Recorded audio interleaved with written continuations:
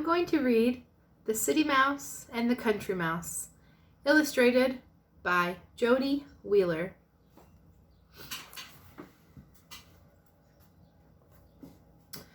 There was once a country mouse who dearly loved his quiet life amid the wild flowers and tall grasses. One day he invited a friend who lived in a nearby city to come for a visit. When his guest arrived, the country mouse welcomed him into his small cottage and made sure that he was comfortable.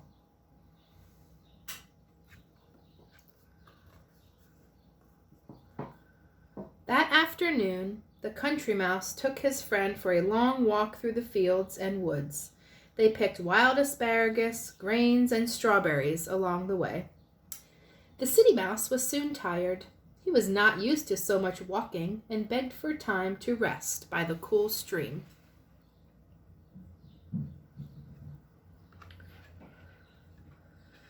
That night, the country mouse fixed a good supper.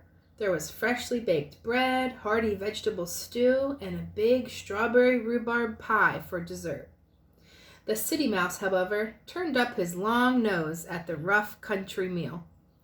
"My friend," said the city mouse, "you must come to the city with me, where we will have the finest of everything." After much talk, the country mouse agreed to go to the city.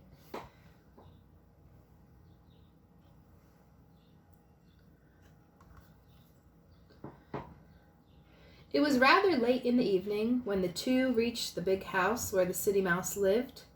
"What a splendid place this is," said the country mouse. "Thank you," said the city mouse, "but let us hurry inside and go straight to the dining room to see what we shall have for dinner."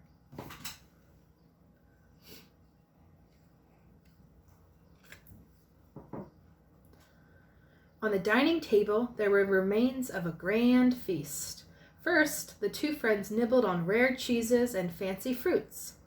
Then the country mouse turned to a tall pink cake covered with delicate flowers made of sugar.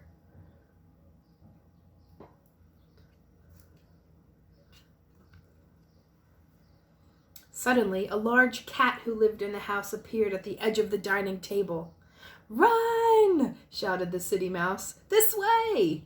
The two mice scampered down off the table and into a nearby mouse hole, barely escaping the unfriendly cat.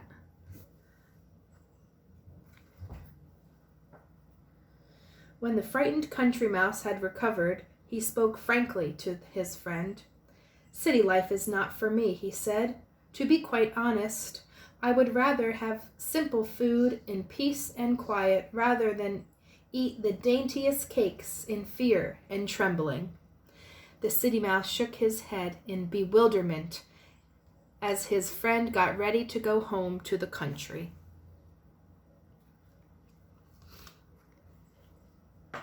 To this day, the city mouse still claims that his elegant life is the best of all, while his faraway friend is very content with the peace and comfort of his country ways.